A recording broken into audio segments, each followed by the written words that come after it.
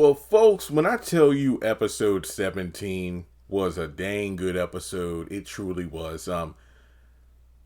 Major step up from the cliffhanger episode 15 of last week, and a major step up over episode 16, which was the Monday episode. I enjoyed it. I have a full page of notes because a lot of stuff went down. So I know you're sick of me just rambling on, but I gotta say this was a fantastic episode. Easily 10 out of 10. I think what I truly enjoyed was getting to see some Vernon and Anita stuff. But basically, them explaining their backstory. You could tell that there's a family of love here where it doesn't matter if it was like the 50th or 200th time that the Dupree, the Dupree group has heard of Vernon and Anita's love story, but it just hits home every single time. Now, before going in, make sure you take a moment to hit the thumbs up button to show you like the video. Hit subscribe and hit that bell icon and select all. That way you are up to date whenever I post content on the channel. And on top of that, check out the Beyond the Gates playlist. I'm trying to get these video views up. And today is the 19th, which is episode 18. And remember, that will be the final episode of the week because this is a shortened week due to March Madness. So let's dive in. Nicole, Vernon, and Anita, and eventually Kat shows up. They're at the country club for breakfast, and she's showing them the photos, the proofs that Andre gave her in the last episode from the award ceremony. And as I predicted, Kat goes off because she sees like, wait, why is Eva wearing my dress? And Nicole pretty much explains she didn't have anything to wear and I invited her, so I didn't think you'd mind if we let her, just wear one of your dresses to the event. And Eva isn't okay with this, but Vernon and Anita give a little look at each other. So, Kat isn't okay with that and tells Nicole about it. So from there, she's actually there for breakfast with Tomas or Tom. And Vernon wants to have a sit down with him. And it's like, wait. I didn't think he would have to go through the Dupree interrogation. And I love how, overprotective Vernon and Anita are. It's like, well, hey, I had to because you're my grandfather. But hey, I had to do the same thing with Anita's grandfather. And it's like, yes. And if your father didn't pass that test, then none of you will be here right now. So I just love how doting the family is and protective they are of each other, which, hey, makes sense, especially after recent events with Bill and Haley. But from there,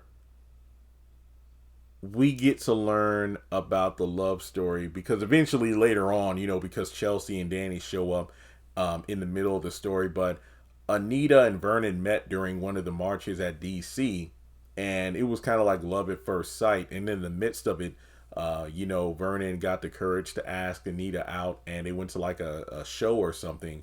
And this was before Anita and her singing. I think she was in a group before her singing group blew up. So Vernon actually went to one of their shows and made his way to the front of the crowd. And what did she say? He was smiling like it was Christmas morning. And you just love their love because you could tell, like, even from the first day they met to where they are now, it's the same. Yeah, they had their ups and downs, but they had each other through it all. And this episode, I feel like, was a treat for all the people saying, oh, we're not getting enough Vernon, we're not getting enough Anita. Well, folks, I feel like this episode, it gave us that and then some. And the best part was before they told the story, it just so happened that their song came over, the speakers in the country club. So I feel like that just set the mood. Like you could tell, like I love seeing Nicole's face how it lit up when she started telling the story, when Anita started telling the story. And of course, when Danny eventually joined in, she was smiling too. So yeah, that was just great to hear. Now, from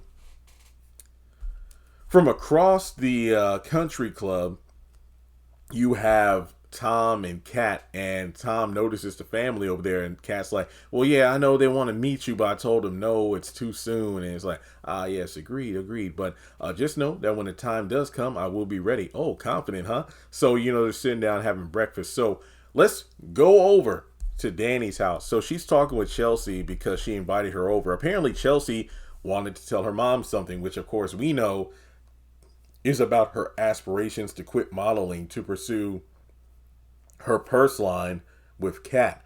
However, Danny mentions how she just scored big time, Ebony Magazine. But even more impressive is that she managed to secure a one of a kind dress from a museum that they usually tell folks no, but with Danny being Danny, recommends her daughter to wear it to a fundraiser that's apparently going to be a big deal in order to help, at least 100 students get scholarships. So, Chelsea is blown away by this. And when Danny asked about what's the news you had to say, it's like, it slipped my mind because of the amazing news you had. So she eventually makes her way to the country club and pulls Kat away from her breakfast with Tom just to kind of get her advice. Like, I tried to tell my mom, and she's like, look, cuz, let me just tell you, the longer you wait to do it, the harder it's going to be when you need to rip that Band-Aid off. So I ain't got nothing to tell you. I'm on a date right now. I'll talk to you later. Now, another thing to talk about here is the fact that we go over to Bill and Haley's house. And Tom is actually over there with, I had him listed here as grimy attorney because I didn't know his name until later in the episode, but it's Mike. So Bill is having a brief at-home meeting because, it's still the quote-unquote honeymoon phase. So they pretty much say, yeah, it's a good idea, for you not to spend the entire day at work since you're still in the midst of the honeymoon. So basically, a little brief meeting between us here is going to be good. That way, hey, happy wife, happy life. Now, they just talk about, wow, this house is amazing. It's like it's like a castle. You got so much security around here. Yeah, because of the Duprees. And then it's like, yeah, and Tom, I think you know about that. Like, how did your date with Kat go? And Mike is eager to know. So let us know. Like, you did hit that. Like, and then Bill's like, hey, off limits. And Tom just says, yeah, it's had a nice time. She was a respectable young woman, and I hope to see her again. And Bill's like, yeah, just don't make me regret letting you see her. And I love that because of the fact that Bill is a lot of things, but I gotta admit, I admire the fact that he stood up for Kat. And I saw some tweets about this, how people feel like it took him by surprise. And if nothing else, Kat could be almost considered like a daughter to her, considering his daughter Chelsea and Kat are cousins, but also besties. So it's like he said, look, I've known her since she was a baby, so you better watch yourself, Mike. So I don't know. I was like, Bill, wow. I mean, because, yeah, he's no longer part of the Duprees, but I admit I admire that he was, he's protective of Kat, because it seems like he's well aware of Mike's character, which is something that will come into effect later in the episode when I talk about Naomi at the diner. Now, Haley does briefly come in and, greet the gentlemen as they're, having a lunch meeting and, their morning meeting about work. And we know she's headed to the country club. And Tom is like, oh, you don't have to call me Miss Hamilton. It's okay. You can still call me Haley. Because, hey, I'll still be at the office. And the looks they gave each other is kind of like, especially Mike, it's like, wow, she's really still going to be working. So as soon as Haley leaves, Mike is like, wow. And then Bill's like, hey, no. Okay. So over at the country club.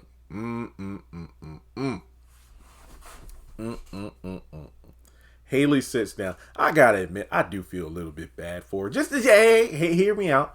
It's just because, to go somewhere and not be seen is kind of bad. Now, don't get me wrong here.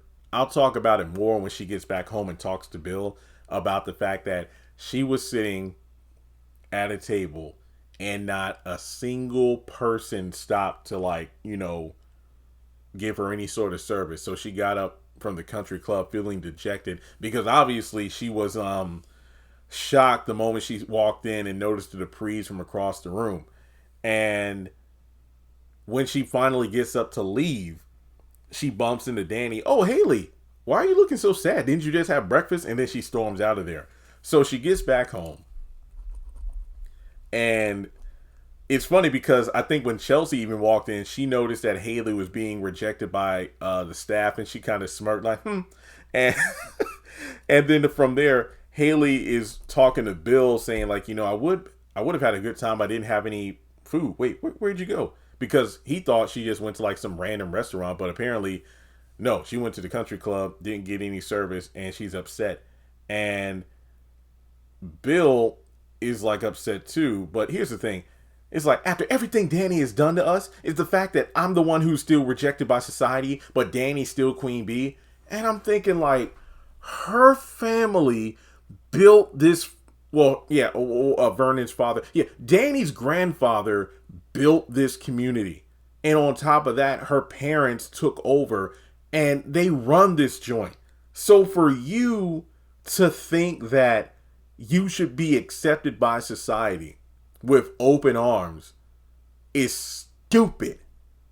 Because somebody in the comments on my episode 16 review, they were responding to people talking about Danny. It's like, hey, you all, it's ridiculous. Like, yeah, Haley was wrong for what she did by breaking up Danny's marriage, but y'all enabling her by supporting Danny and her antics because she was wrong for breaking into the house. I mean, well, entering into Bill and Haley's house and damaging things and doing what she did. And hey, in my video, I said, I'm not condoning what Danny did, but it's hard to take Haley seriously when she confronted Danny, because it's like, yeah, Danny was wrong. And I never denied that, but it's hard to take Haley seriously considering how she was welcomed into Bill and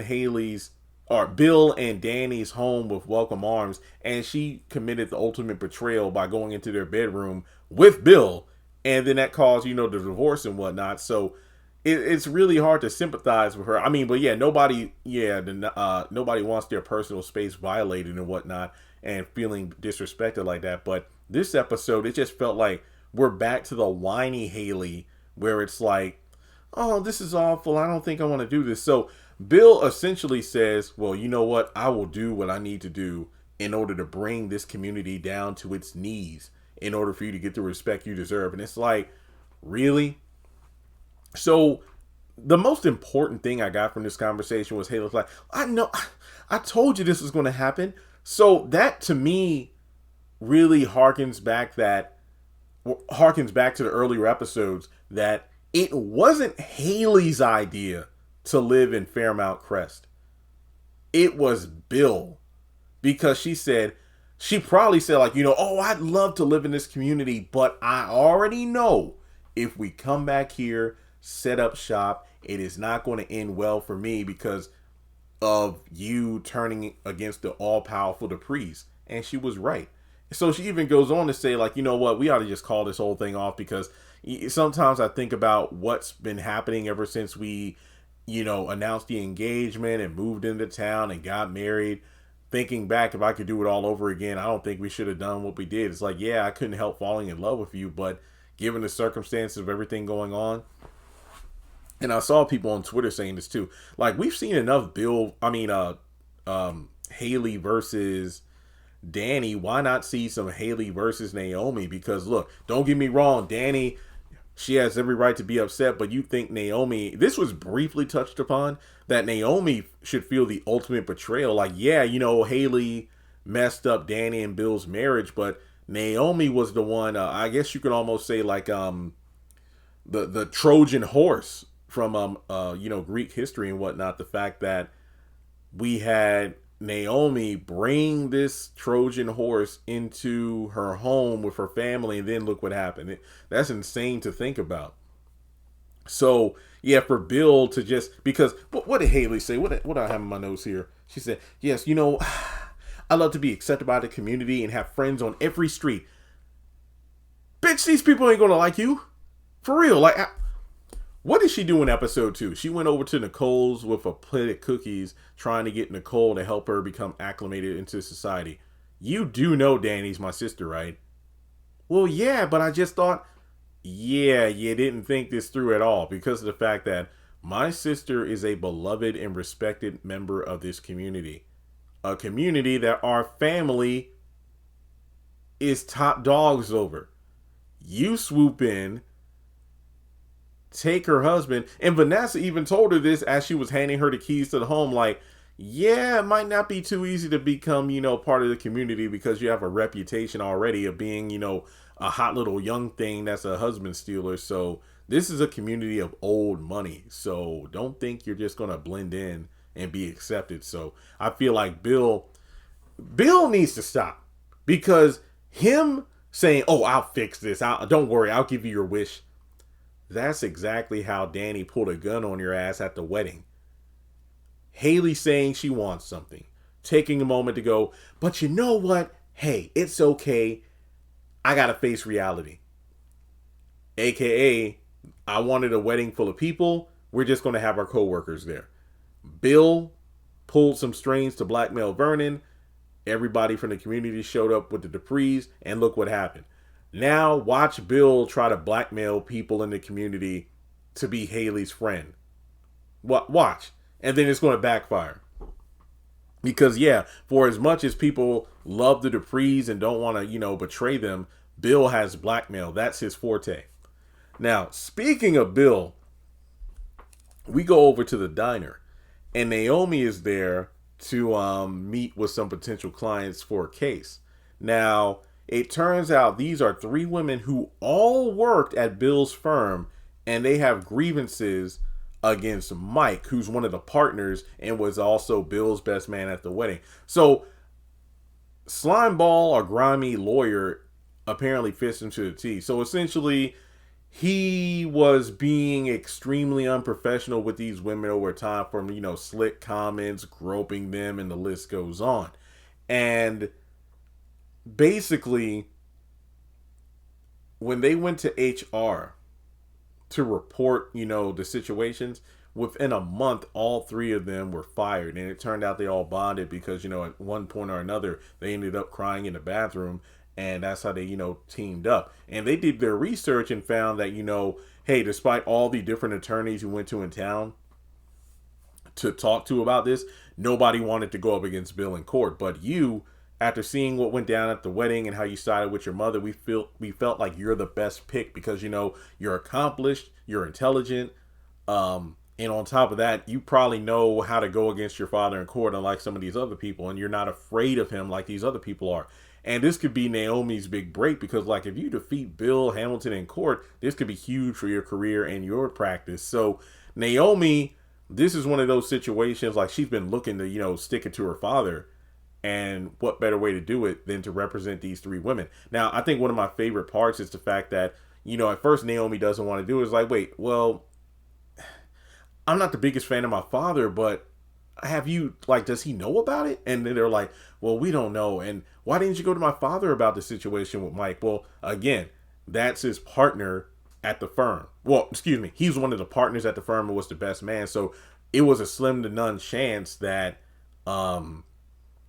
if they went to Bill, it would have worked in their favor. Which, honestly, given the situation with HR and how they were all fired, and I think, they were all fired for subpar performance. And one of them, talks about how, I was top of my class. I've been working hard since I was a kid to be a lawyer. There's nothing subpar about my performance in the workplace. So they all have grievances. And Naomi is just excited that this is the chance she's been looking for. And for me, I love this because Naomi, as much as we want to see a Haley versus Naomi situation, her taking this opportunity to get back at her dad is glorious. Now, speaking of her other half, you got Jacob and the detective on a stakeout. And we get just a little bit more insight into the detective's personal life, which I'm surprised he told Jacob what he did, considering he wants to keep most of his private life private. So I don't know how to feel about the detective.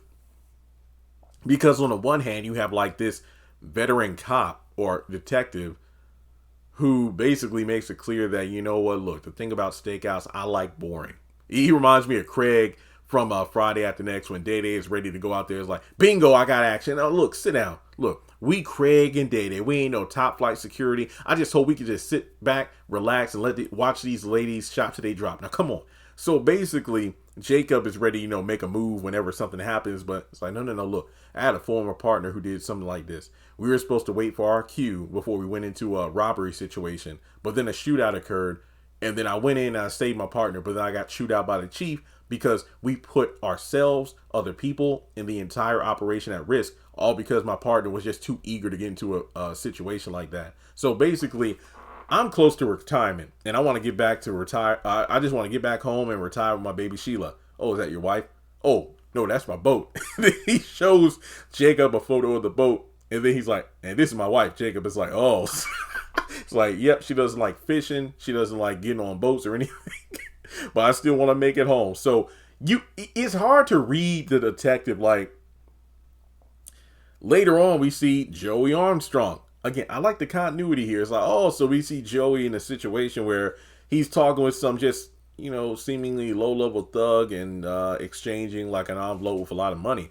And Jacob wants to bust him, and the detective's like, and bust him for what? Having a conversation? But the money is like, hey, it's best not to cause a ripple effect right now. The water's calm. Let's see how it goes. So one has to wonder what's going on here. Because later on, when he's at the diner talking with Naomi, he mentions how the detective seems shady. Now, here's my thoughts on this. Like I said, he's a detective who's close to retirement. So is he trying to just half-ass the rest of his career until it's time to, hang up the gun and whatnot? B, he actually knows what he's talking about. Like, look, if we're trying to bust someone on the level of a Joey, we need to trail him for a while, get more incriminating evidence. That way, when we finally go in to make a move, we can actually shut him down once and for all. Or C, unbeknownst to Jacob, even though he has a feeling, what if this detective and Joey are in cahoots together? Like, maybe Joey has been flying under the radar for so long of a legendary detective like this because he knows the game. It's like, hey, we'll bust these low-level thugs and whatnot, but so long as it doesn't put a dent in Joey's operation, we're cool. I think it might be something like that. So at the end of the day, we might see a situation where Jacob gets caught up in something because he doesn't want to wait, and then the detective doesn't make it home to retirement because he sacrificed himself to save Jacob, someone who you never expect him to save himself, sacrifice himself for. Or perhaps Jacob ends up busting the detective because he's in cahoots with Joey. So I don't know. Interesting foreshadowing here. And the thing about it is, when he's speaking with Naomi about suing Bill, she's shocked that he knows about it. Hey, I'm a cop. I got lawyer friends. There was talk around town about, 3 ladies trying to sue your father. So I knew about it. But given the fact that the very mention of Bill's name will cause you to get enraged, I just opted not to say anything. So she's looking at this opportunity as something, she's been waiting for so long, and she's excited about it. Now, over at the country club, let me double check my notes here. Yeah, everything else to talk about pertains to the country club. So yeah, so Danny eventually shows up with Chelsea, and they overhear Vernon and Anita finish up their love story, like how they met and everything. And before everybody, leaves to go back to work, Eva actually shows up to show Nicole some work things on her tablet. That way she can enjoy breakfast with the family instead of having to, drop everything and leave. But she actually gets invited to the table. And before she responds, she notices Kat staring. It's like, you know what? I think I will stay. And then Kat cuts her date short because she's hating. And Tom's like, you mind if I kiss you on the cheek? It's like, you ever hear the Spanish Inquisition? Okay, I'll see you later. So she goes over to the table and rudely tells Eva, it's my seat. And Nicole tries to stop her. And he was like, oh, it's okay. I got to go to work anyway. Thanks for the breakfast invite. I'll see you back at the office.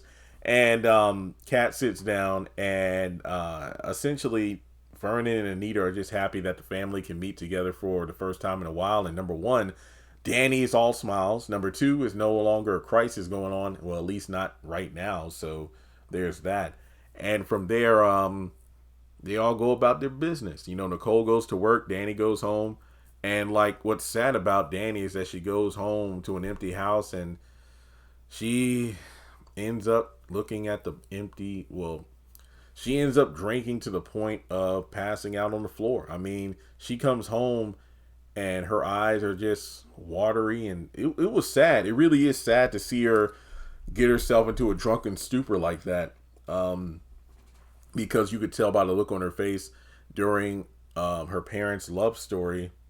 It hit home, and it really does suck. It was that was a powerful ending. This was the real Danny, not the over-the-top antics, the fighting and stuff like that, or getting freaky with Andre. No, this was like a woman who's dealing with a lot. And I feel so bad for Chelsea because unbeknownst to her, her mom is crumbling behind her facade. Like the smiles. Oh, Chelsea, baby, we're going to conquer everything. I feel like at some point Chelsea won't even have to tell her mom that she's going to quit modeling. I think Danny's going to end up just self-destructing. And it's sad because, yeah, if Chelsea had told her mom I'm quitting modeling, then she really has nothing left. And it's tragic. It really is. It really is. But Carla's acting in that scene was powerful, and she didn't even say a word. The way she just looked around the empty house and then she grabbed the bottle. Sad stuff. But on a lighter note, Anita and Vernon just chat over how happy the family is, and how Vernon gave a stern look over to Tom across the room. That was pretty funny during their breakfast. But he basically says, let's go home and have sex, because it's like, let's go home and remind ourselves how blessed we are, the happiness that we've had since we first met. And it was good. And he's actually happy for Kat. It's like, well, yeah, it's good to put a little fear in the youth of the day when it comes to love. There's something worth fighting for. But I mean, hey, the only exchange that went sour during the breakfast was Kat being mad over Eva and the dress. But hopefully this Tom can, take her mind off things and everything will be fine. So, hey, when things are good in the Dupree household, things are good. But unfortunately, Eva gets a little get back against Kat, because as Kat is coming around the corner, she sees Eva chatting it up with Tom. And it's like, oh, so you're an attorney, huh? Yeah, so you can get me off multiple times. So she basically being very suggestive. And Tom's like, okay, well, hey, it was nice meeting you. I got to go. I'll see you around. And Kat's like, and she pretty much steps to Eva about like, oh, he don't want you. It's like, you ought to be embarrassed for yourself, just trying to push up on a guy who's not interested. And they pretty much exchange words, and Eva has a couple clapbacks for her. And I was like, you know what, Eva? Go on now. Do your thing.